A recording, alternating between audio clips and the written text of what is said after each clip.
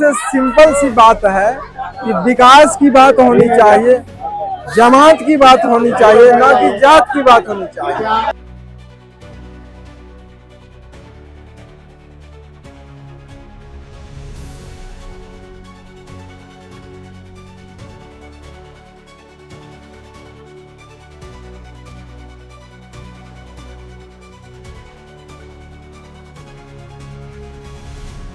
सभा को संबोधित करते हुए श्री साथी ने कहा कि सत्ता में आने से पहले हमने कई चीज जनता को उपलब्ध करा चुके हैं।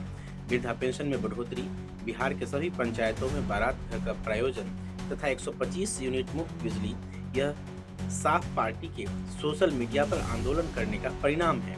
श्री साथी ने आगे कहा कि हम यदि सत्ता में आते हैं तो मुफ्त में इलाज, मुफ्त में शिक्षा तथा बिहार के सभी अनुमंडल में संपूर्ण विकसित अस्पताल की व्यवस्था देंगे। भूमिहीनों को रहने के लिए 50 वर्ग मीटर जमीन देंगे तथा विधानसभा के सभी पंचायतों में जन शिकायत केंद्र की व्यवस्था करेंगे, जहां पर विधायक के प्रतिनिधि आम जनता के शिकायतों का निपटारा करेंगे।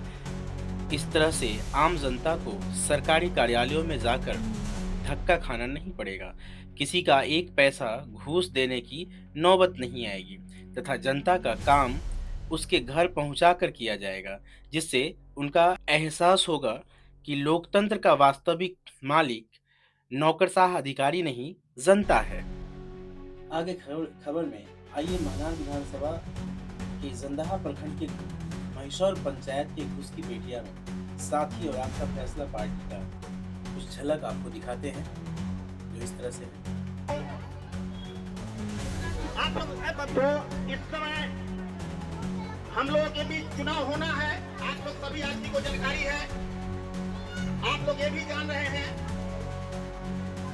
मान लीजिए कि आप सोच सकते हैं। आज महनार विधानसभा क्षेत्र में आपका जो कार्यक्रम हुआ और महनार का जो जंदाहा वाला जो हिस्सा है, यहाँ यादवों की संख्या है, दूसरी तरफ आप जो है सो भूमिहार समाज के लोग हैं, कुशवाहा समाज के लोग हैं, तो इस समीकरण को कैसे जो है सो अपने पार्टी की तरफ मोड़ पाएंगे? इस समीकरण को साधने का सबसे सिंपल सी बात है कि विकास की बात होनी चाहिए, जमात की बात होनी चाहिए, ना कि जात की बात होनी चाहिए। अगर विकास की बात आप करते हैं तो नीतीश सरकार जी का 20 साल शासन में रहने के बाद भी आज जंदाहा बाजार की सड़कों की जो दुर्दशा है, नालियों की जो दुर्दशा है, वह वर्णन करने से बाहर है। उसे आप जा करके देखेंगे, बिल्कुल एक सभ्य समाज के लिए वह कहीं से उचित नहीं है, कहीं से काबिल नहीं है। अभी वर्तमान में जो है आरजेडी के विधायक हैं महनार में, और इससे पहले जो है कुशवाहा जी थे यहाँ से, लेकिन पिछले 40 साल में अभी आप जिस रोड से होकर के आ रहे हैं, इसको आपने देखा, 40 साल में क्या बदलाव देखा आपने? 40 साल में विकास को बाधित किया गया।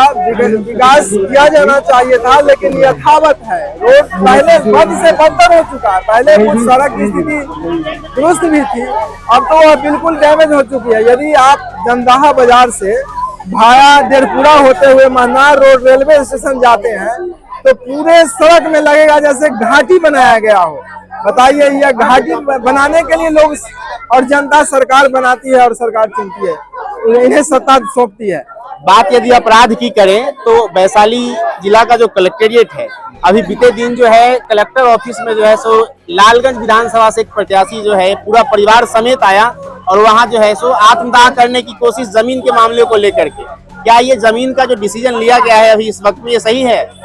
जमीन का जो डिसीजन लिया गया है यह सही है, लेकिन इसका हैंडल प्रॉपर वे में होना चाहिए और उचित समय देकर के इसे अच्छी तरह से गुड गवर्नेंस के जरिए अच्छी तरह से प्रबंधित करके ऐसा कुछ न किया जाए जिससे कोई व्यक्ति वंचित हो, छूट जाए, किसी का खाता खेसरा प्रॉपर जगह पर नहीं चढ़ पाए।